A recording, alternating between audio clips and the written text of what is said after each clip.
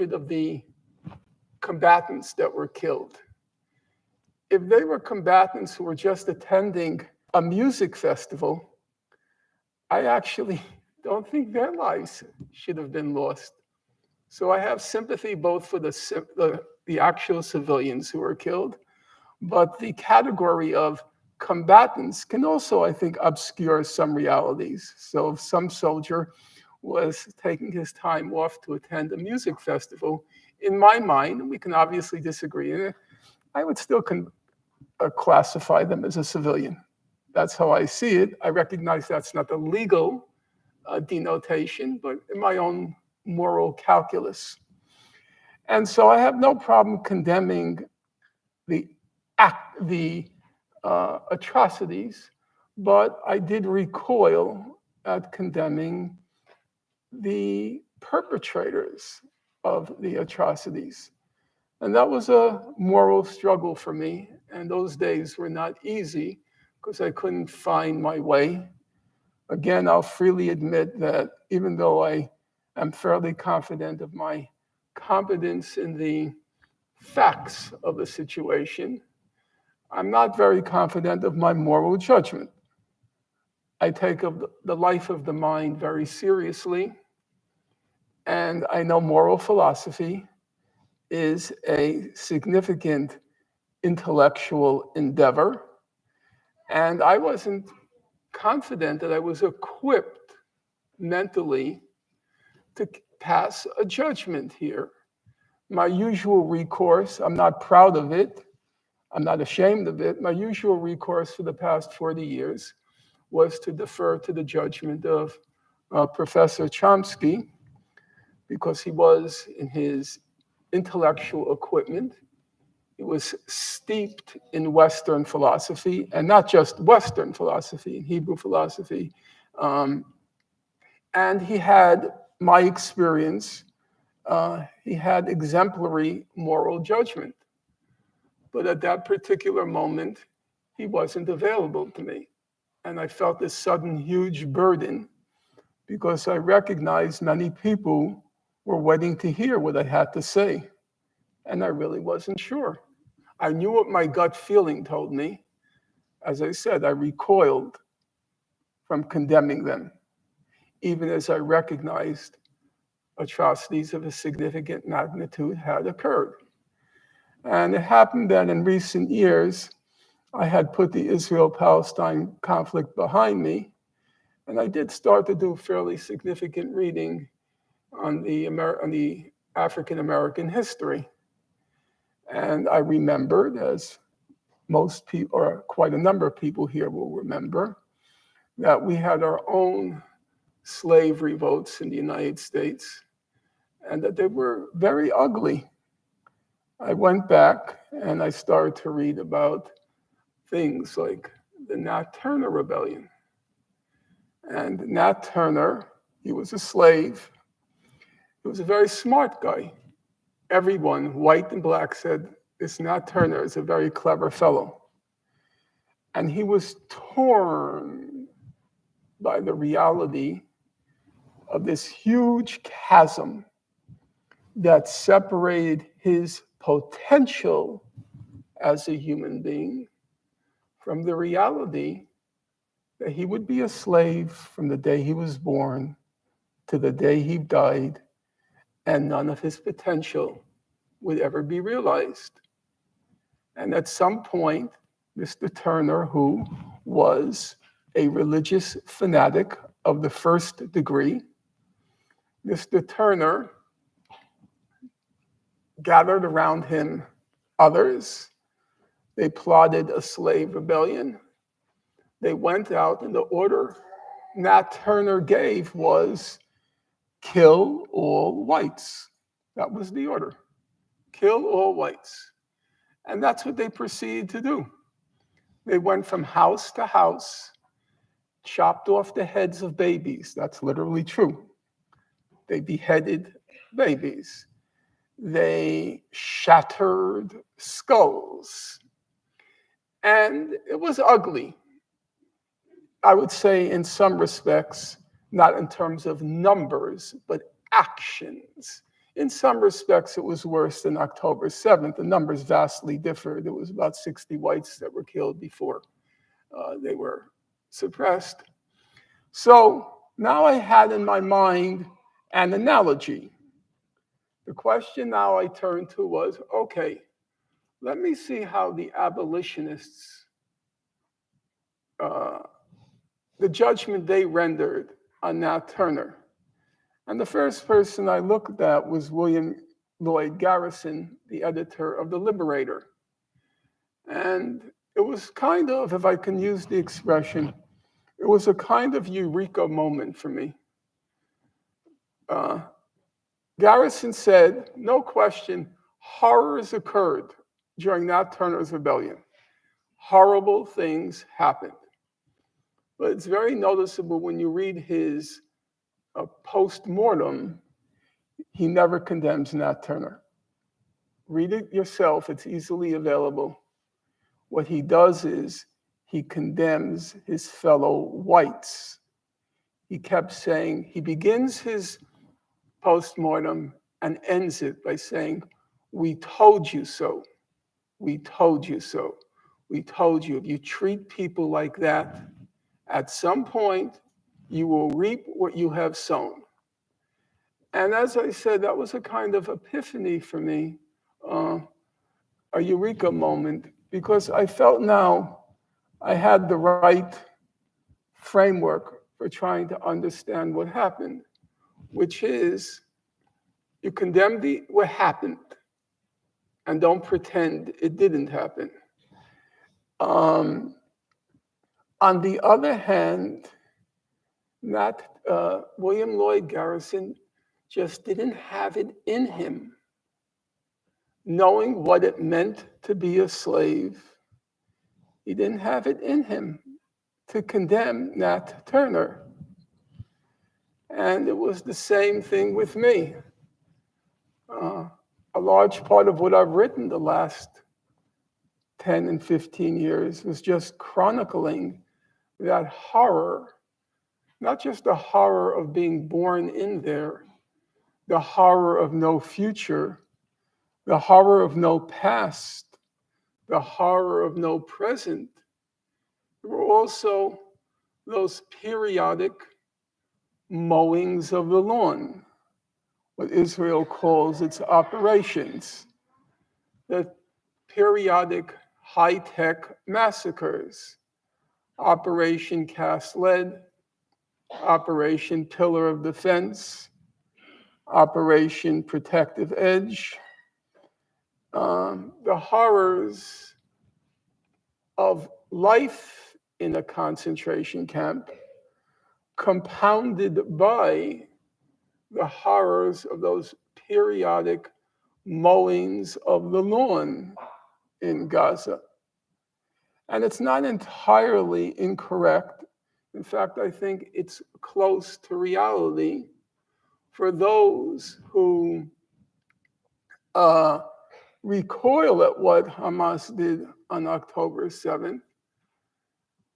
From their point of view, it was their mowing of the lawn. You want to use that pathological, that diabolical, that utterly sick metaphor of mowing the lawn? That lawn, one half of the blades on that lawn, one half of the blades on that lawn are children. Gaza is about 50% children and about 70% refugees and the descendants of refugees from 1948. So if you find it amusing to talk about mowing the lawn, Hamas was just as amused when it mowed the lawn on October 7th. The Israeli reaction had three components to it. The first component is straightforward. It was bloodlust, revenge. We will revenge what happened on October 7th. And I'm sure everybody will recognize that's not exactly a sentiment alien to the hearts of most human beings. The revenge here, however, had a second aspect to it. It was the outrage, the fury that these Untermenschen, these subhumans in Gaza, had on October 7th outsmarted the Israeli Übermenschen, the Israeli supermen. Israel had, particularly in my generation, Israel had the image of, you can call it a James Bond writ large. The commando operations, most of you will know, I suspect, that the current prime minister's, Mr. Netanyahu's brother, was famously killed during the commando raid on Entebbe. And the whole country had projected this image of a cutting edge James Bond, high tech, super surveillance country. And lo and behold, on October 7th, this ragtag army of Untermenschen, of subhumans, had outsmarted them, outwitted them, humiliated them.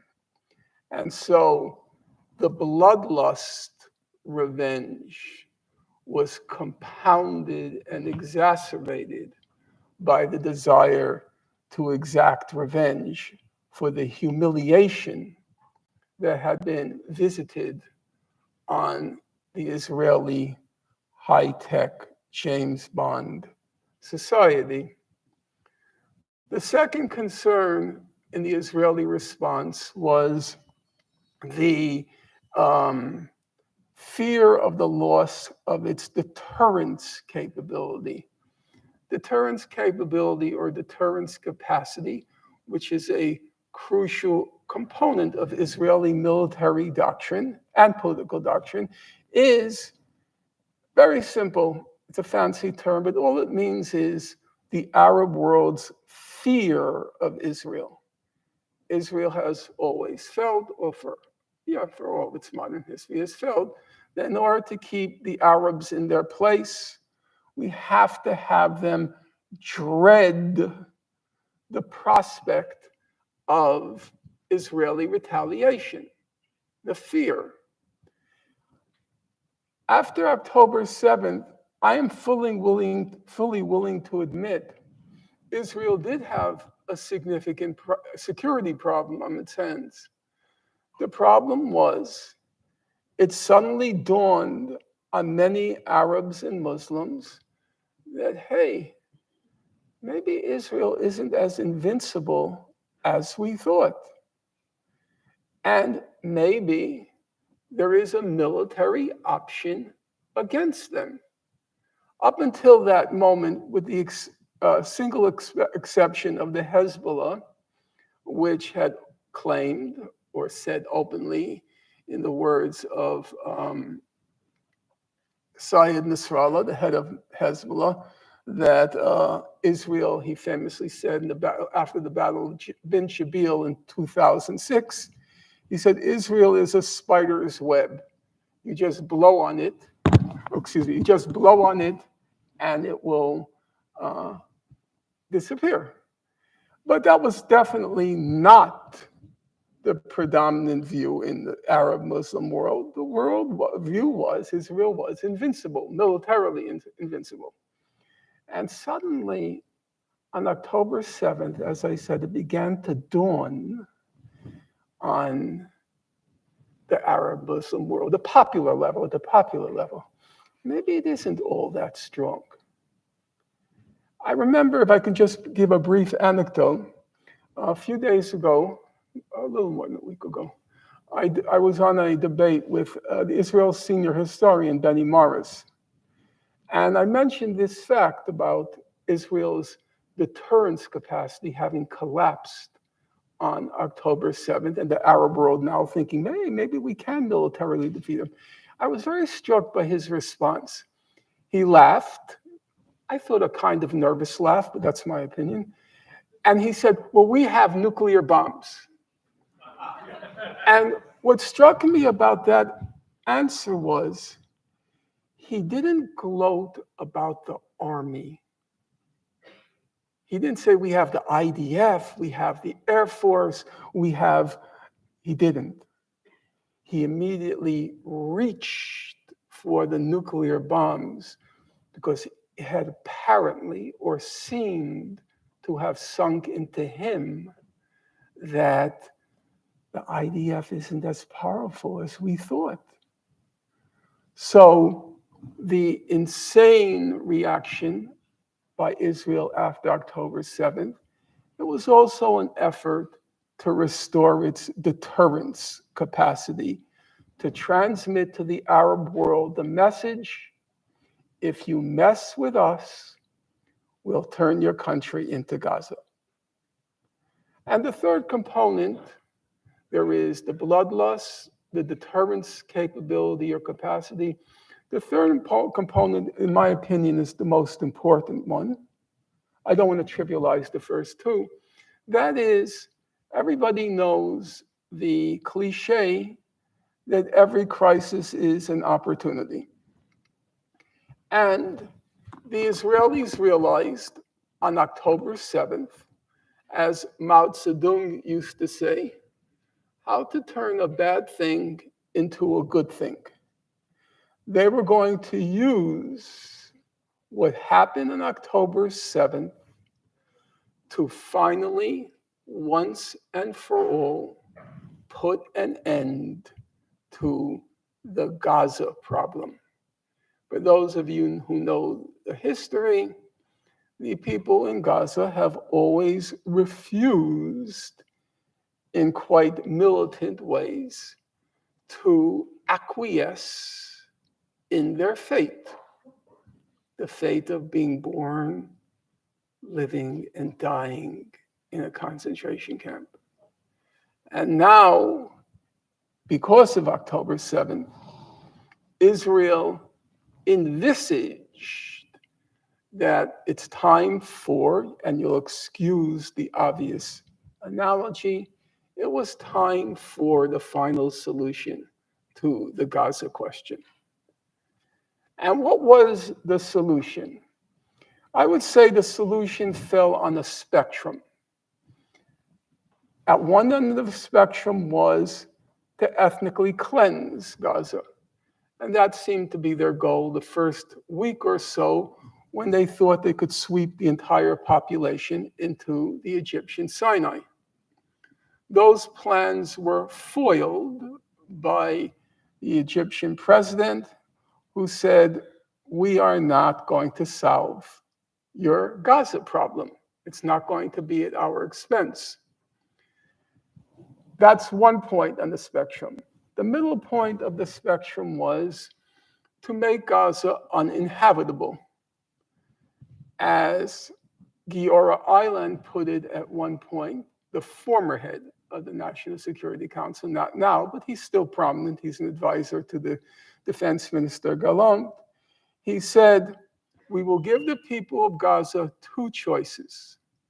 Choice one, stay and starve. And choice two, to leave, to make Gaza uninhabitable. And the third point on the spectrum is to just carry out a genocide without any elaboration and without any subtlety. I would say it's still an open question how it will end. It's possible that enough pressure will be exerted on President Sisi to open Rafah Gate and expel the population. It's possible that we will be entering a period, judging by all international UN and humanitarian organizations, in which a large part of the population will starve to death. That's a significant possibility. I don't know better than anyone here, for those of you who have studied these matters and have attempted to, the way the international organizations classify hunger, starvation, famine. It's a complex formula, and I can never commit it to memory. What's certain is,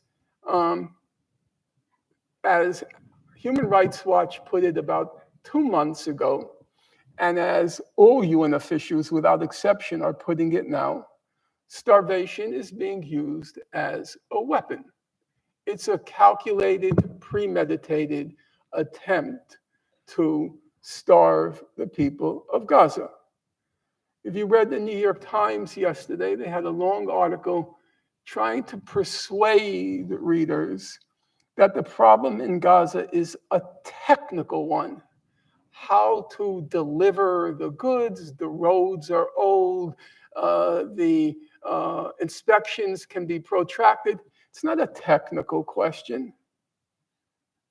If you look at the statements by the EU foreign policy chief, Mr. Borrell, if you look at the statements by Mr. Lazzarini, the head of the UNRWA, the United Nations Relief and Works Agency, if you look at the statements even by Gutierrez, the Secretary General of the UN, it's a calculated policy. This is not a technical challenge. It's a political policy by the state of Israel to, as Human Rights Watch put it, and then the foreign policy chief, Borrell, put it, it's a calculated weapon using starvation as a method and mode of warfare. I'll look at one last question, and then I'll proceed to talk with Chris. And the question is, how do we assess at this point in time the significance of what happened on October 7th? I remember my good friend, Muin Rabbani, he said to me, it's a game changer. And I was very hesitant to agree to that because I had seen many massacres come and go, and I had chronicled them, and I was, at least at the beginning, inclined to another bloodletting, and then we move on. I was wrong. I have no problem saying that. I would say the following things changed. Number one, I think we are at an end, at least provisionally, to any diplomacy to resolve the conflict. The talk about two states at this point is completely ridiculous. There is no diplomatic solution on the horizon. On the one hand, Israel is determined it's going to exact a military victory, and it's not going to retreat from that goal. If they manage to achieve a military victory, then they will almost certainly and expeditiously move on to extract another military victory from the Hezbollah. So on their side, it's quite clear, though it's true to say how you define a military victory has gray areas. On the other side, the party of God, the Hezbollah, has made absolutely clear, we will not accept a military defeat for Hamas. That will not happen. And as anybody here understands, those two goals are zero sum. They are irreconcilable. And it's also true to say that after the horrors of the past 5 months, a realization has set in a large part of the Arab world, the Muslim world. You cannot live with that state. It's impossible. That state has got to go. It's a lunatic state. And for that reason as well, it doesn't seem that a political solution is possible in the short term. The other change is, I think, for the first time in my lifetime, Israel is now facing a legitimation crisis.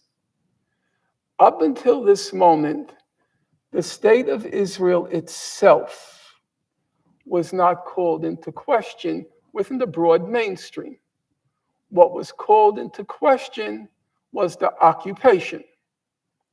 I would say now the state of Israel itself has been called into question, its legitimacy. And I'll just suggest two pieces of evidence for that. Piece of evidence number one, it's very striking that the country in the world that decided to take up the cause of Gaza was South Africa. Because South Africa has always been the model pointed to by critics of Israel as the preferable ideal. One state for the people.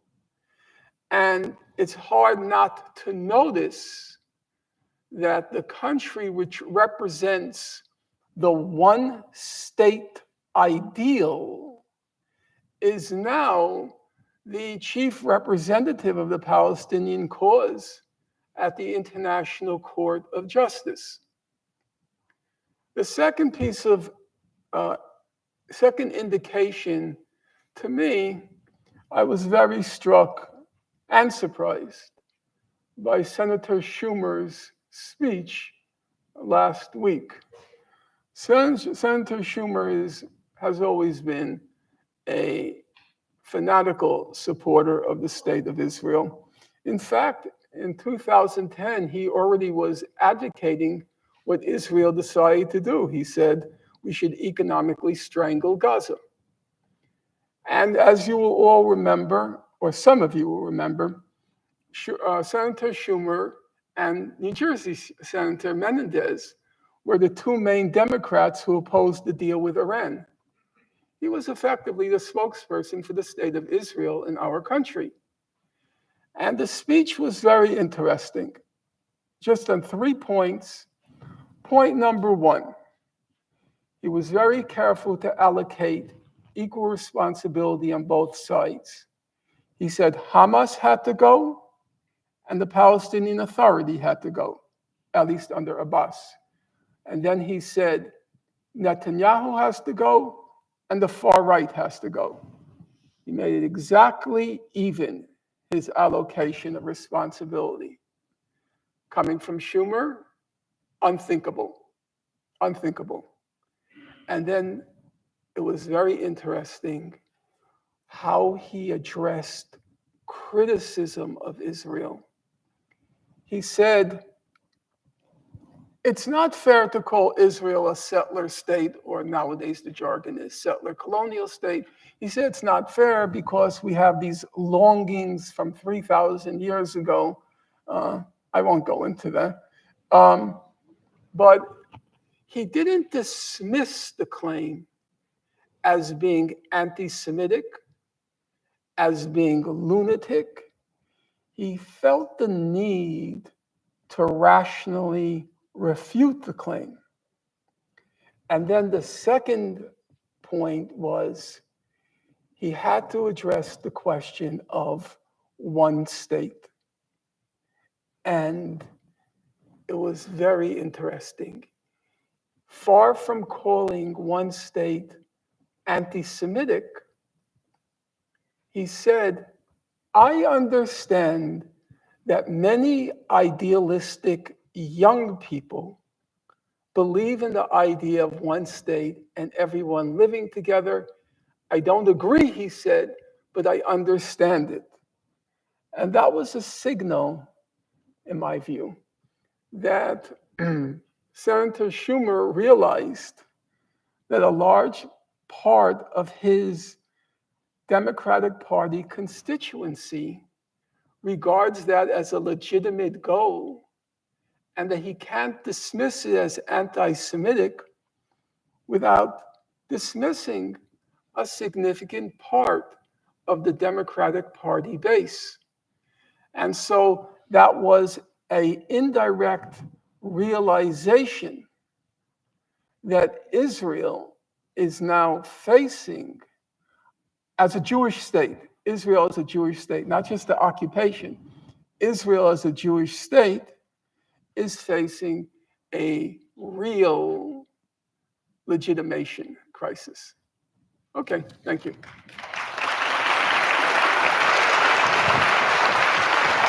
Alan,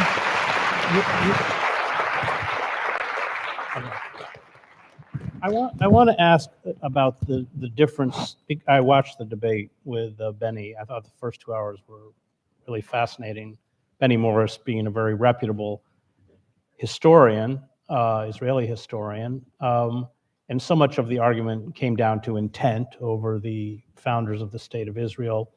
But I want to ask about the difference between liberal Zionism embodied in figures like Teddy Kollek and Shimon Peres and all these kinds of, maybe even Rabin and others, and what this religious Zionism now, Ben Gvir, and how you see that in terms of changing Israel. I mean, that kind of process. Certainly, when I was in Israel, you had you had significant aspects of the Labor Party, you had a peace movement. It's a very different country, but I wonder if you could talk about that transition. I happen to think that's an excellent question, and it's a very tough question, because right now, Israeli society has no left. It doesn't have a center. It has a right, a far right, and an ultra right. That's the whole of the Israeli spectrum.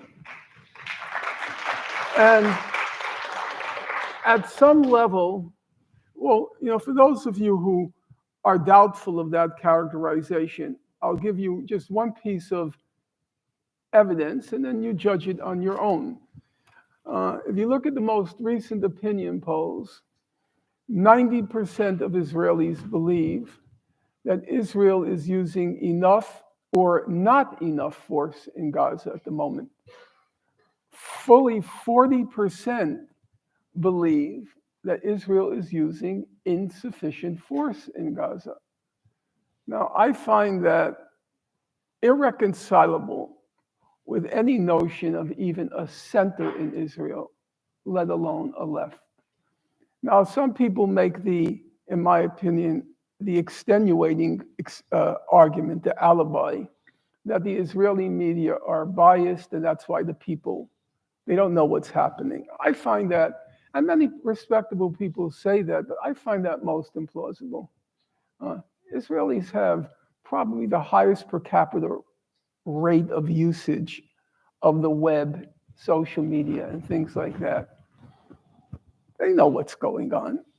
Even if their newspapers are lying, even if their television is lying, they're on the web.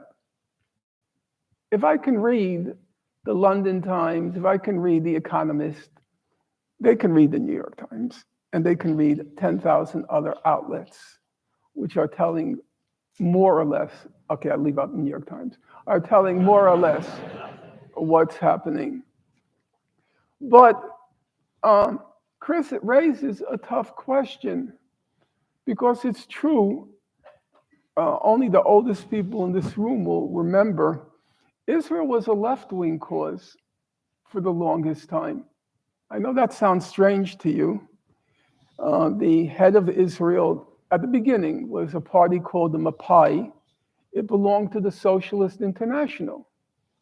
The leading opposition party was the Mapam, and the Mapam were totally slavish ideologically to the Soviet Union. Israel its founding was supported by the Soviet Union. And that was true pretty much until 1977, when what was called the Likud came to power under Menachem Begin. The problem with this left-right demarcation is the ethnic cleansing of 1948. It occurred under the left.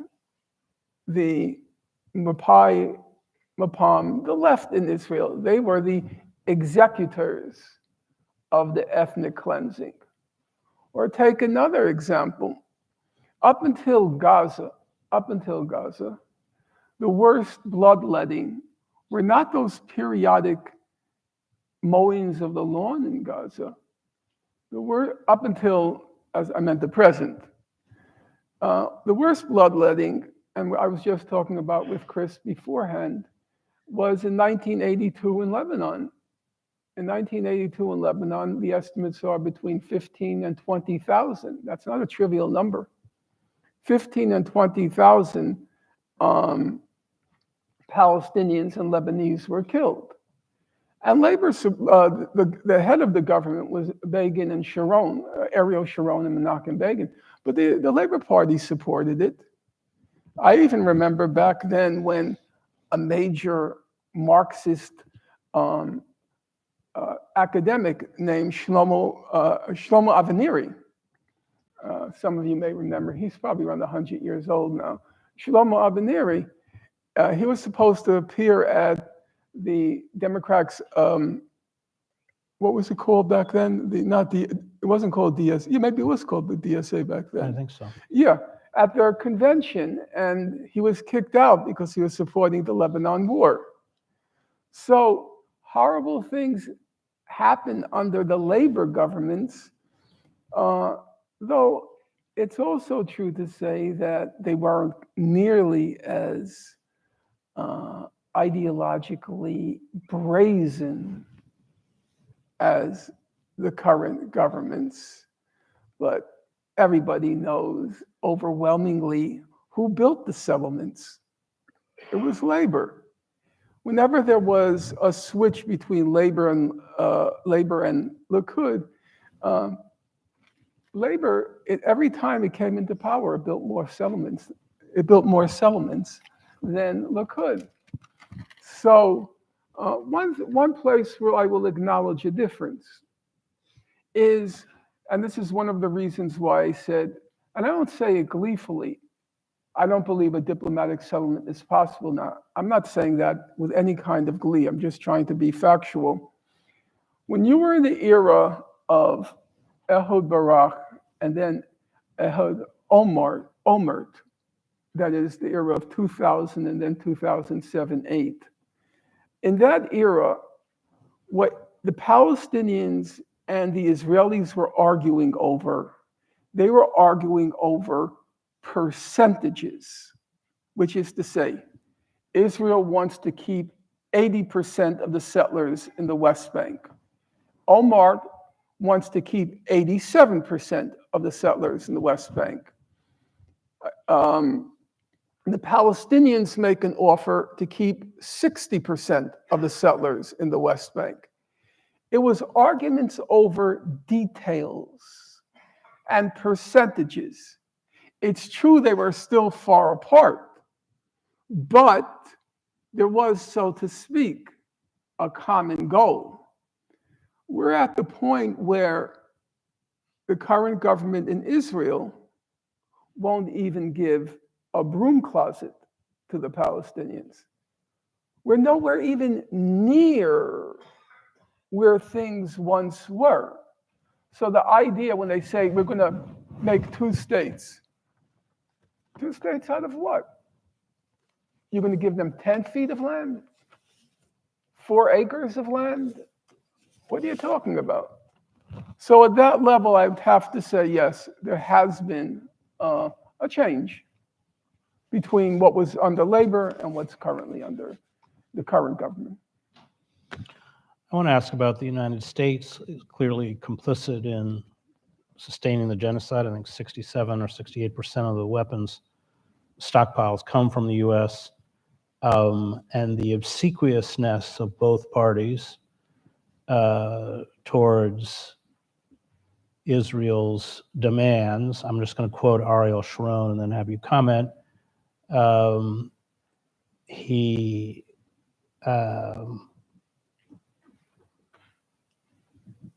told Shimon Peres, quote, "Every time we do something, you tell me Americans will do this and will do that. I want to tell you something very clear. don't worry about American pressure on Israel. We, the Jewish people, control America, and the Americans know it.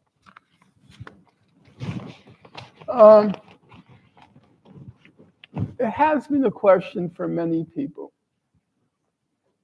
Why is Biden acquitting himself in the fashion that he is?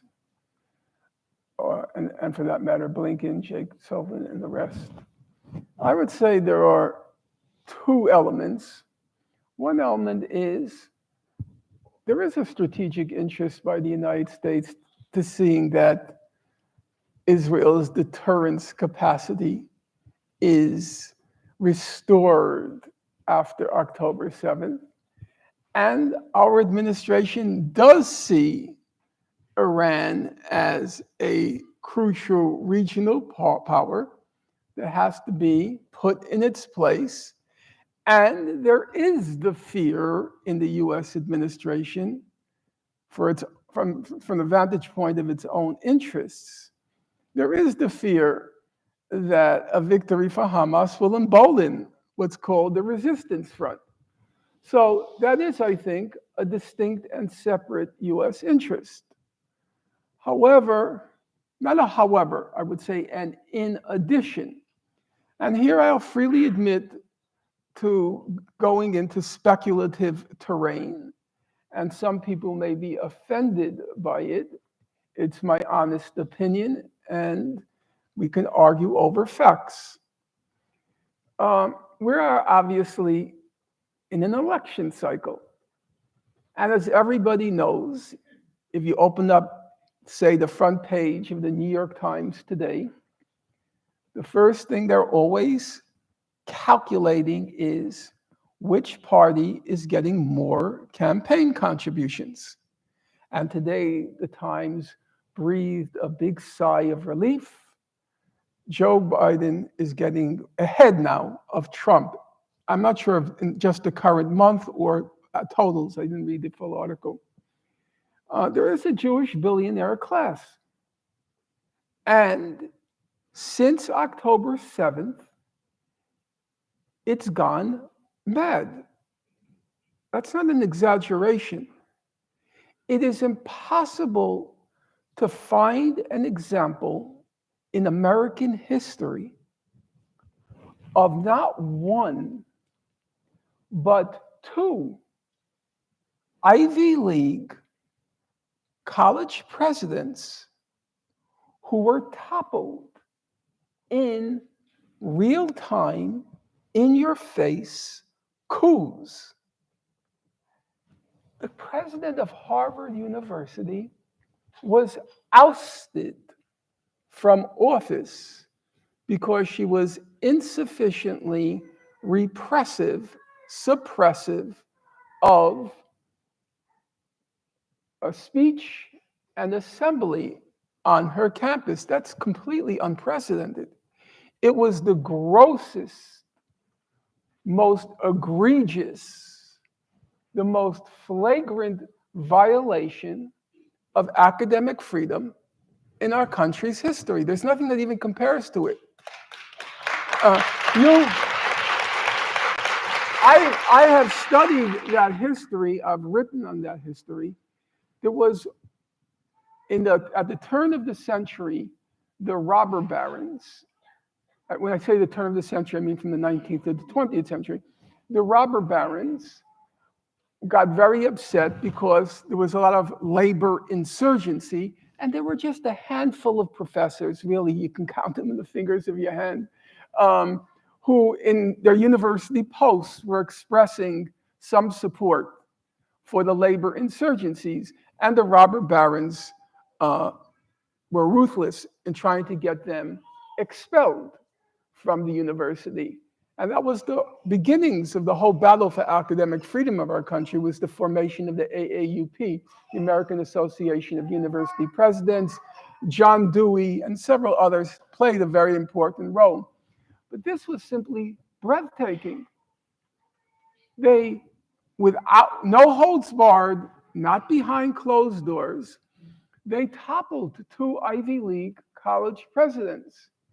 They are that ruthless. And they have that much power. Remember, they're giving $100 million at a shot. That's an extraordinary amount of money. If there's anybody in this room from my generation, we as kids used to watch this program. It was a weekly program. It was called The Millionaire. And it was about this philanthropist who would each week, it was a weekly, he would give $1 million to some do-gooder. And we would sit in front of our TV sets and, oh my God, $1 million. It was unbelievable. It was like going to Jupiter and back. And okay, I account for inflation and I know I'm old. Okay, a slice of pizza in my day was 15 cents. Now it's $3. I get that. But $100 million is a lot of money.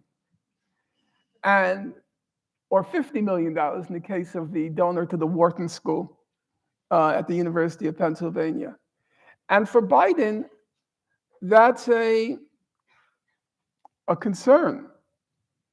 If he says something too critical of Israel, they'll just give the money to Trump, because Trump, they know he's an ace in the hole. He's going to do for us whatever we want on Israel. So I do think that that is a significant factor in Biden's calculation.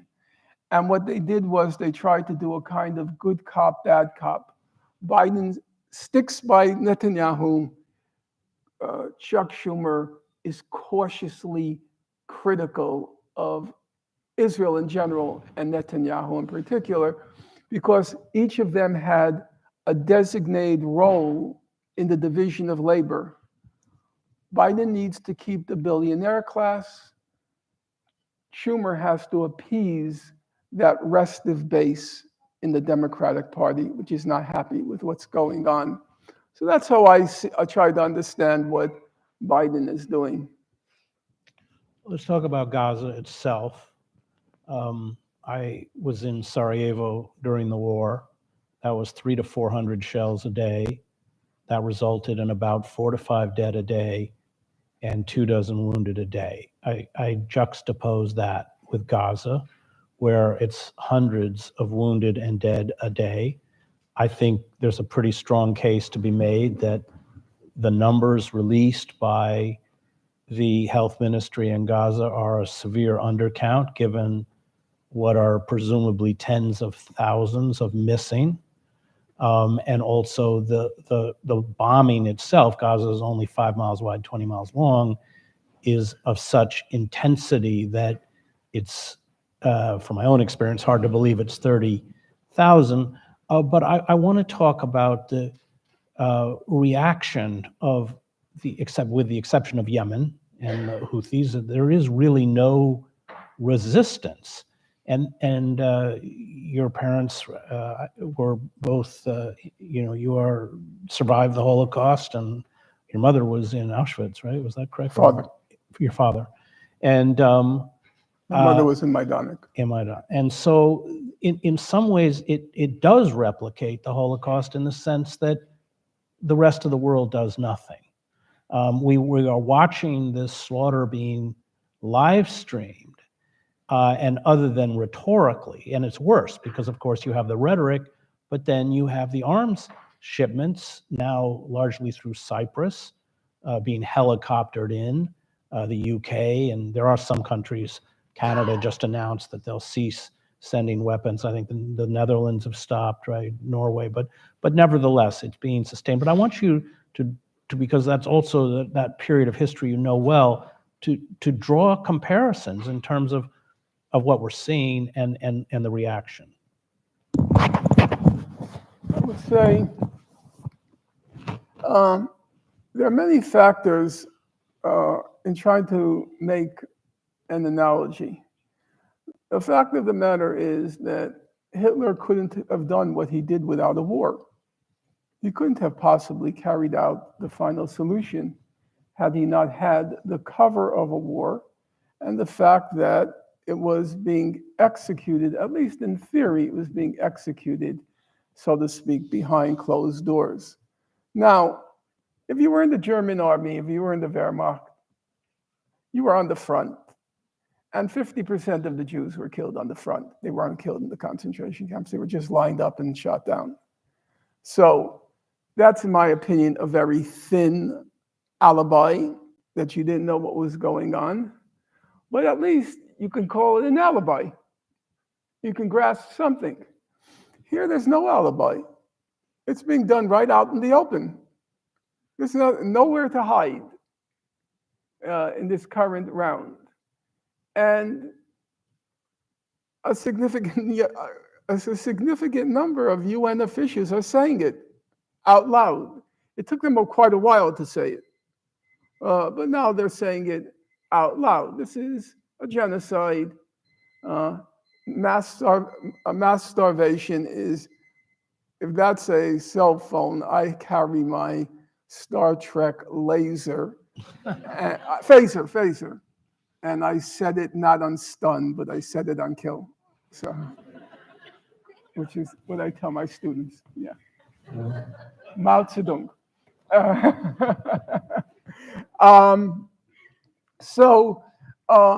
In that respect, it's actually worse now because it's being just out in the open.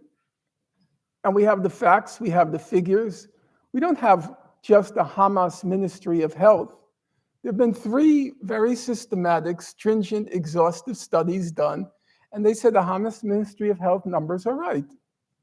It's not a speculative fact. Now, I just want to say that what they record is only out of the morgues yeah, and no, hospitals. Yeah. So that's No, but I'm confined. saying to the extent that we use the Hamas numbers, they've been confirmed by 3 independent, stringent studies. Now, when I was in a debate with Benny Morris and I mentioned the figure of 30,000, he said, oh, we could have killed 500,000 if we wanted to. I said, that's not really true because there's a gap that separates the wish from the deed. It's called politics. And the international community, it exists and it puts constraints. We all wish they were much more significant, those constraints. But I said, considering what you've accomplished, when you look at the numbers, more children killed in Gaza since October than every single war zone in the world added together times 4. That's not a small achievement. More journalists killed than in all of World War II. That's not a small achievement.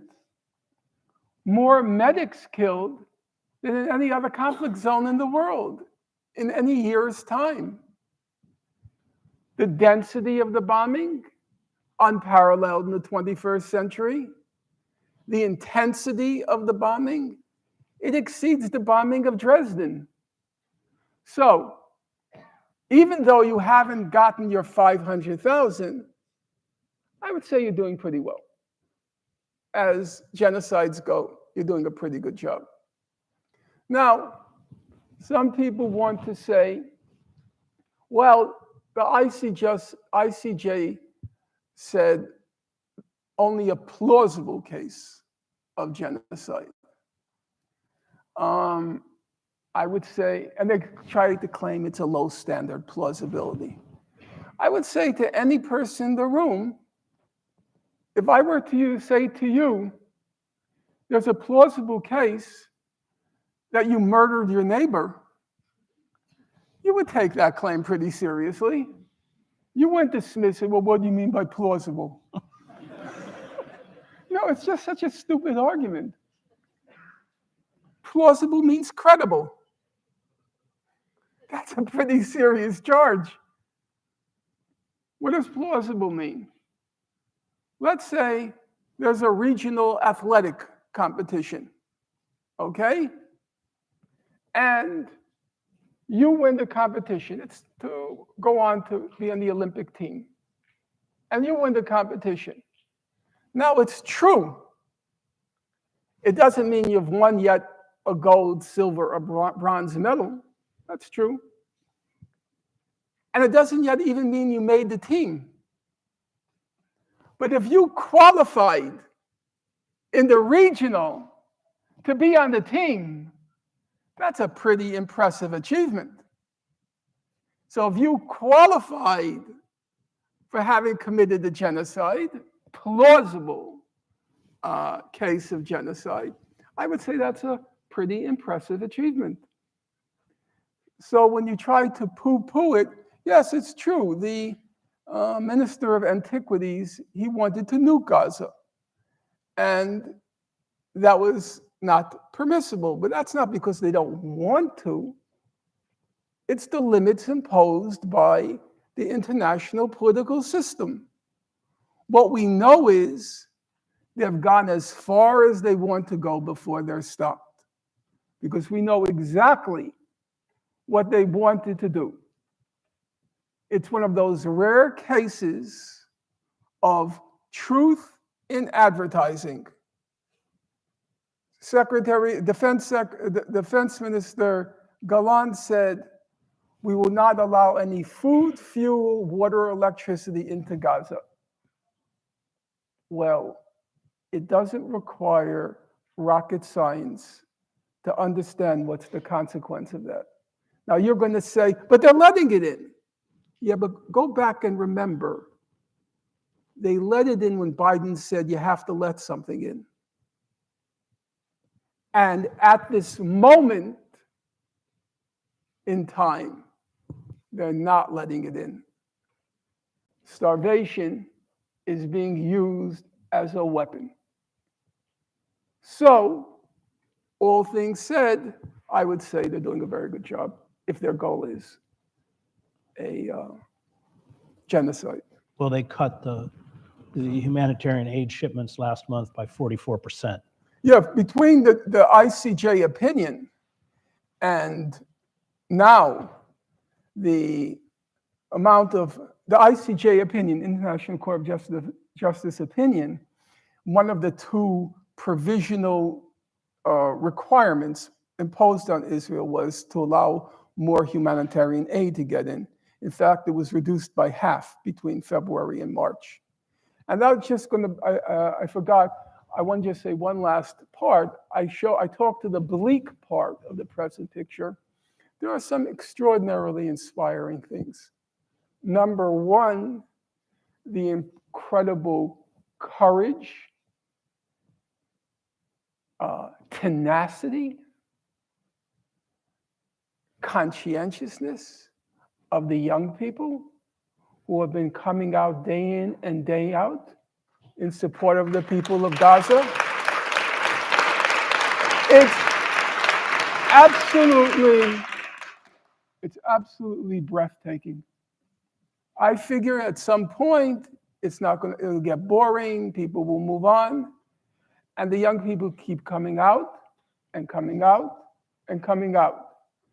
I went to a demonstration about 2 weeks ago. It was at NYU, New York University, in Washington Square Park. It was pouring rain. And I see you two. Right. I didn't see anybody over 25 there, but there were umbrellas, so it was a little, I don't know. I was like Grandma in Munchkinland. And it was a Saturday. It was pouring rain. We started at 12. We ended at 5:30. And you know what? We then went, or a large number of us, descended into the subway. It ended at New York Public Library at 42nd Street. And on one side of the train platform and on the other side, they were still shouting, still all the energy level. And I remember I was with somebody and he said to me, and you know, they have no stake in this. They get no gain. There's no gain. You know the expression, of course you know it, of your generation, friends with benefits? This was solidarity without benefits. It was really a deeply inspiring thing. A second data point is South Africa. When people were talking about invoking the Genocide Convention, I said, oh, forget it. What are you talking about? What state is going to come to the defense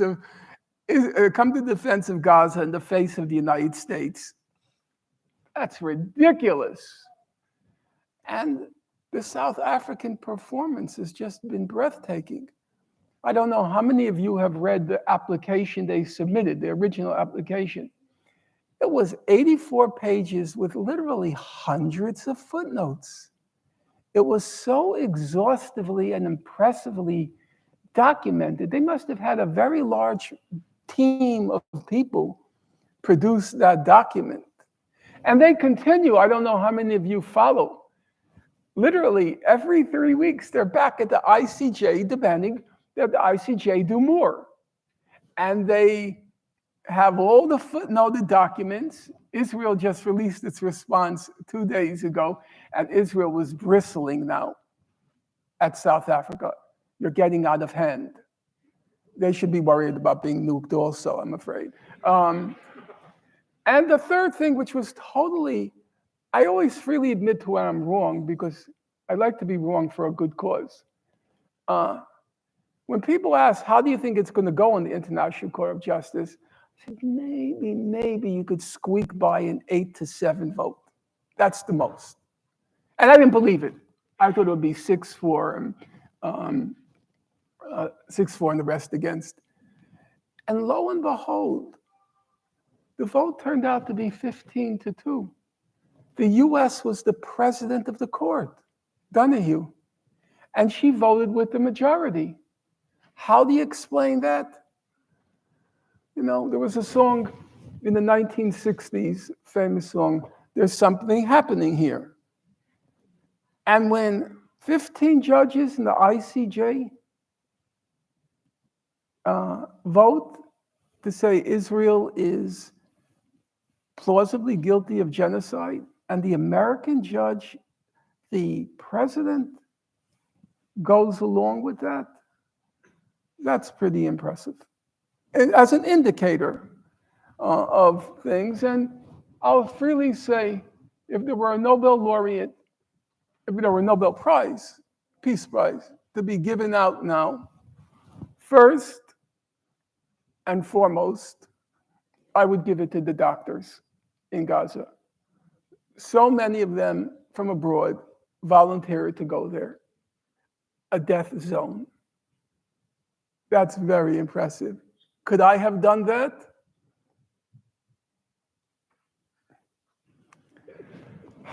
I would feel the moral pressure, but I think the fear would get the better of me. Second, I would give it to the South Africa delegation. And third, I would give it to the Houthis. Oh,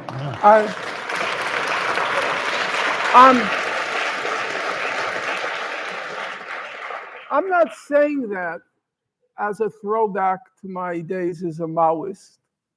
I'm saying that as a human being.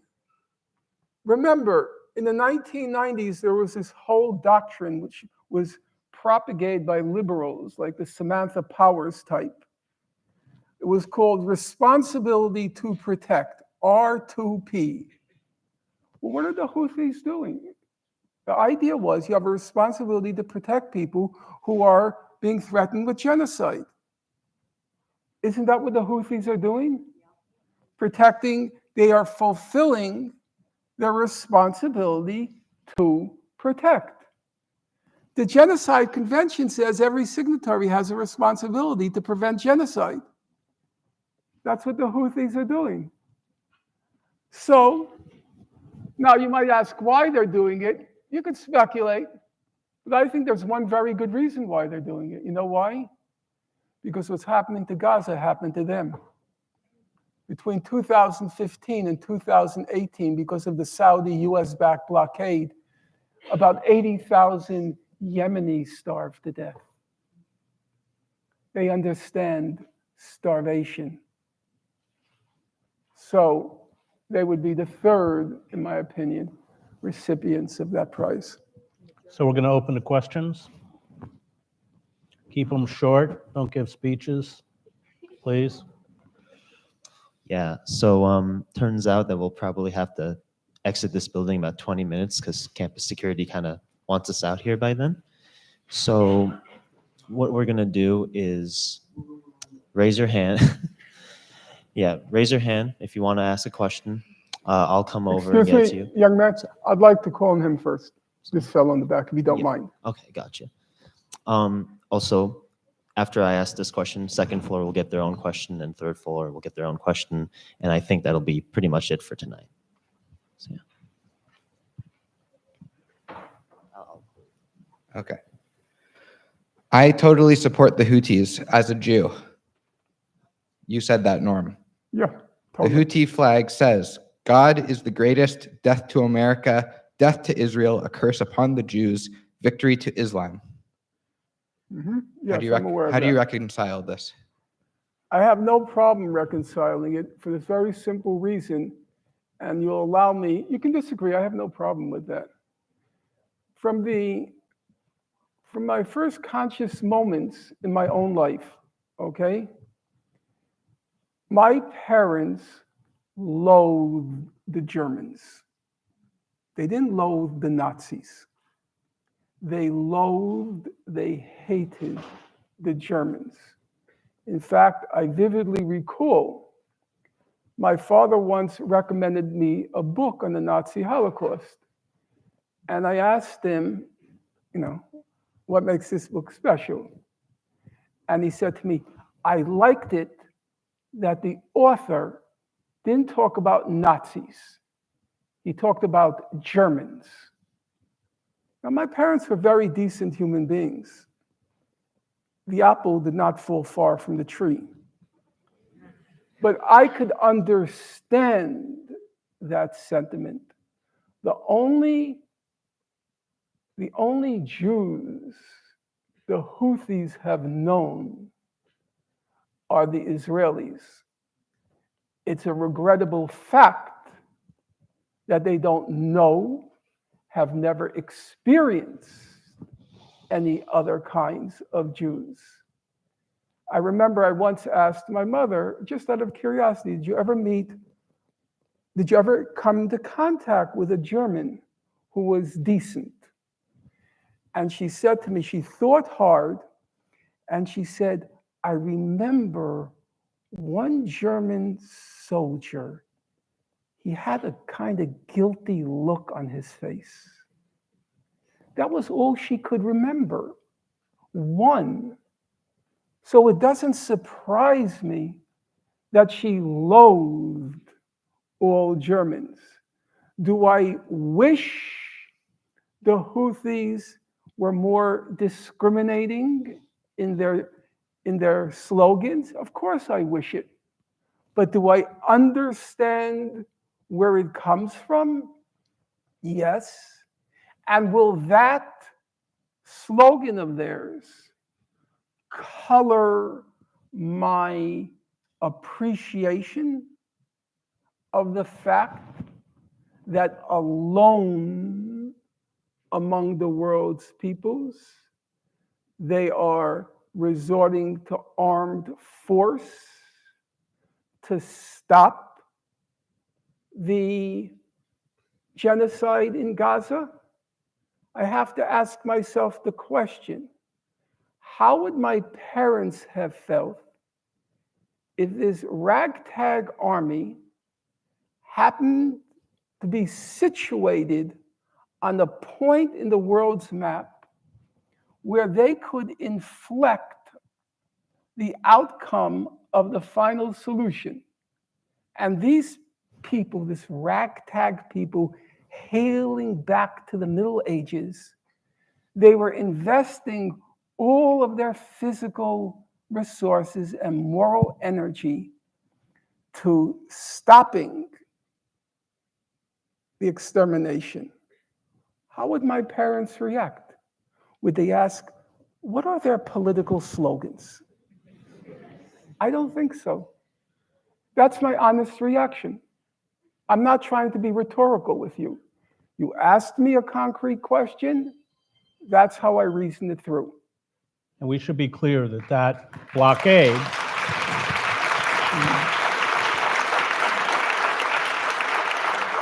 that blockade that the Houthis have imposed is circumvented by the UAE, Saudi Arabia, and Jordan, which has created a land corridor to supply Israel with its vacuum cleaners and consumer goods.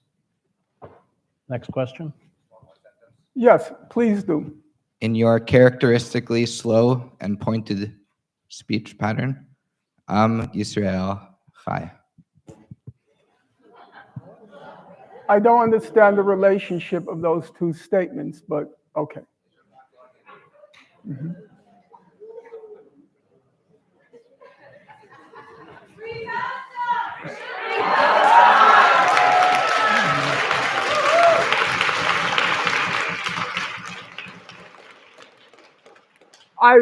I want to speak honestly to you. If it does go somewhere, and I do believe a problem is lurking now, if it does go somewhere, it's of your own making. You've gone too far. They said already, a book I wrote in 2008, the title was taken by something written by Gideon Levy, referring to Operation Cast Lead. And the title was, "This Time We've Gone Too Far."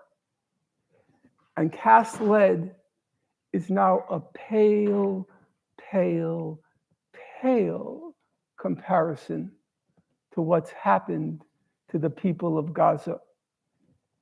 And I don't say it with glee. I'm just saying, if you do go somewhere, it's of your own making. Well, and there are Israeli moral philosophers like Yeshayahu Leibowitz who warned Israel precisely the self-destructive path that it was on. So we have any more questions? Oh, good. One question.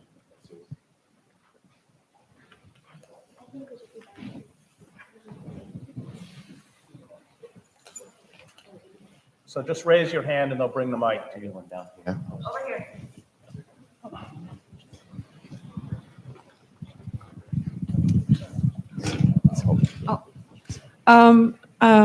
Thank you for that response. I was wondering if you can talk to the fact that that response has to be, in order for it to be powerful and legit, it has to come from a Jewish standpoint.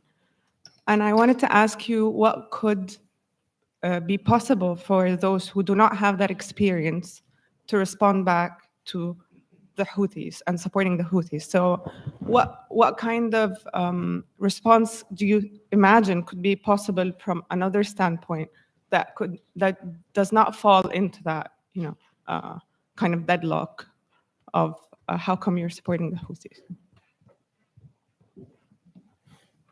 I think it's simply a fact of life that certain persons have certain kinds of, I won't call it immunities, but they have certain kinds of what you might call rhetorical privileges, which others don't have.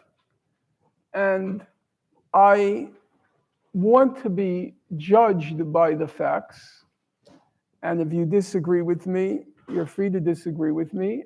And I would hope that beyond disagreeing with me, you will make an argument and not just a slogan. But I also recognize that I can't say my life has been exemplary of immunities. On the other hand, I recognize that I am able to, in public at any rate, make arguments that the two young women sitting in the front row now are not able to make and who are more easily dismissed. And I don't think you can get around that. It's just, so to speak, the nature of things.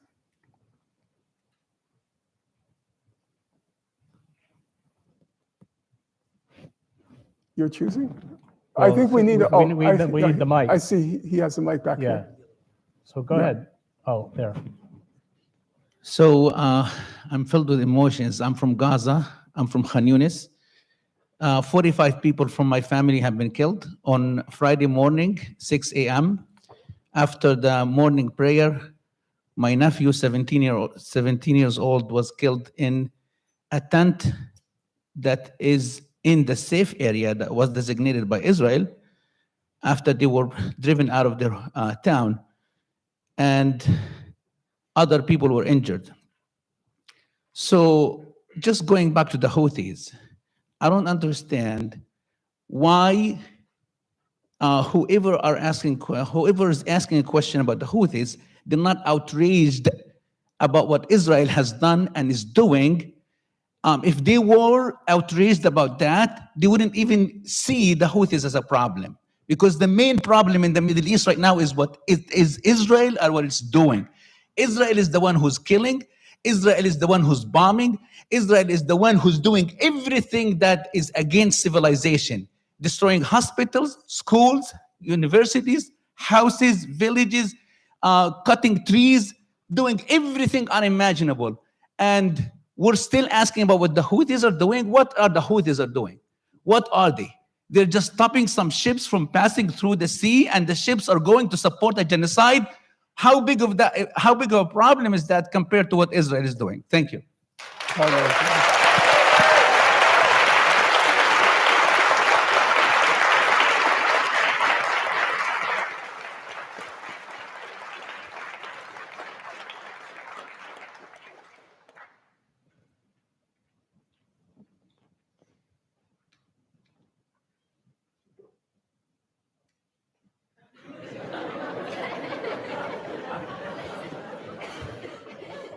Okay, so I'll go middle here and then left side next, if that's okay with all of you. Okay. Right here? Sure, sure.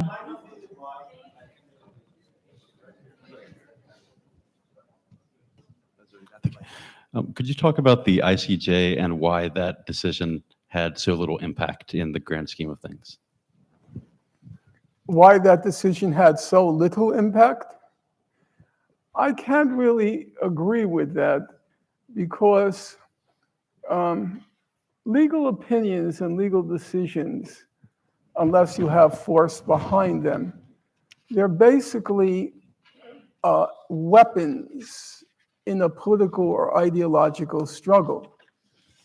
And that was a very powerful weapon that the ICJ handed to the solidarity movement with the people of Gaza. The fact that I said earlier, Israel was facing a legitimation crisis. The fact that Israel now has pinned on it the scarlet letter of genocide has radically or potentially will radically reshape opinions of Israel.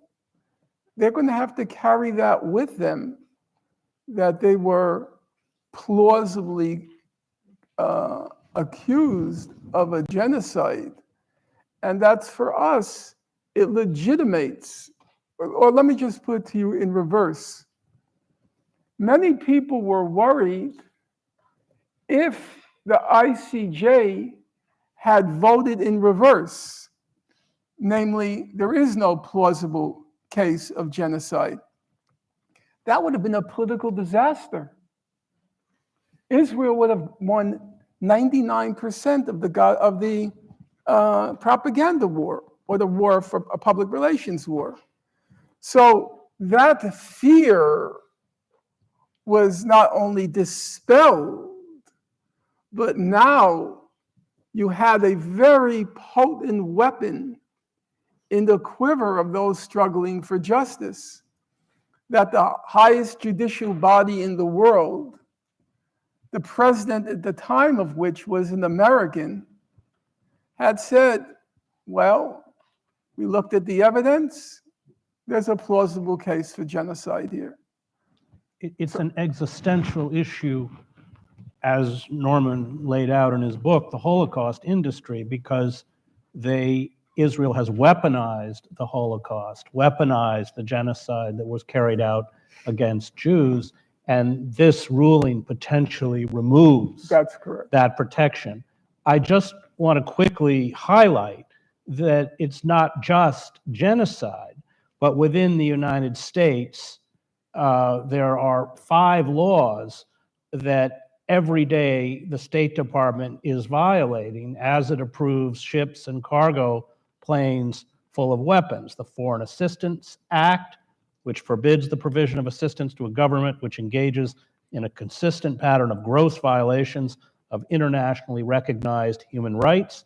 The Arms Export Control Act, which says countries that receive U.S. military aid can only use weapons for legitimate self-defense and internal security. The U.S. War Crimes Act, which forbids grave breaches of the Geneva Conventions, including the willful torture, killing, or inhuman treatment. The Leahy Law, which prohibits the U.S. government from using funds for assistance to units of foreign security forces where there is credible information implicating that unit in the commission of gross violations of human rights, and the Genocide Convention Implementation Act, which was enacted to implement U.S. obligations under the Genocide Convention, and Israel would push for that, and provides for criminal penalties for individuals who commit or incite others to commit genocide. So what is happening is a grotesque violation of not only international law, but domestic law. And I think that this is this refusal. I know in the debate, Benny Morris was saying, well, the laws don't matter, laws don't matter. Well, laws do matter, because if we don't have any kind of legal mechanism by which we can restrain these forces, then we create a kind of Hobbesian world. And I think that is, I'm very, as some of you know, very close to Julian Assange, and just came back from the hearing in London. And one of the things that terrifies me, having sat through those hearings in London, is the way the British legal system and the American legal system is ignoring its own laws. And this sets a kind of precedence that is very, very dangerous. So yeah, the law does matter. And I found that an interesting kind of exchange between you and Benny, because he was essentially saying it doesn't. Well, Professor Morris says the laws don't matter, or law doesn't matter, when it all depends on whose ox is being ground. So on October 7th, if you really truly believe that international law is an irrelevance, if you believe that, then Hamas did nothing wrong on October 7th, because the wrongness of its deed springs from the fact that international humanitarian law, IHL as it's called, distinguishes between civilians and combatants. It's what's called the most fundamental principle of IHL, international humanitarian law. The fundamental principle is the principle of distinction. You have to distinguish between civilians and combatants, civilian sites and military sites. But if you don't believe in the law, as I said to Benny Morris, Professor Morris, then don't complain about what happened on October 7th. You can't have it both ways. The law only becomes operative when you are the victim, but becomes inoperative when you are the perpetrator.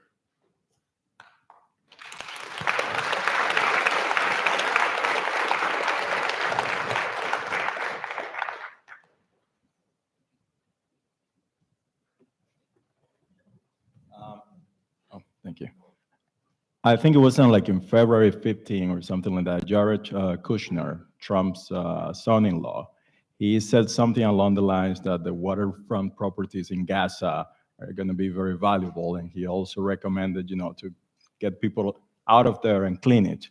Do you think that will give us an idea of what a potential second-term policies for Trump are going to be? Well, Jared Kushner is an example of why we have to get rid of affirmative action for rich people. No.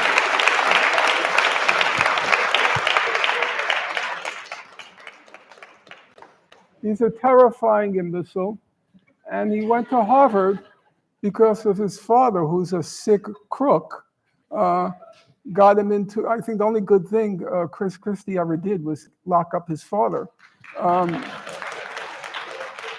It was, beyond all else, it was just so stupid to be. I'm so sorry, but like we are at time right now, and we're gonna have to close out. I don't want to interrupt you. I really hate doing this, but we have to. I'm sorry. No problem. Okay. The campus security. I hope you enjoyed it.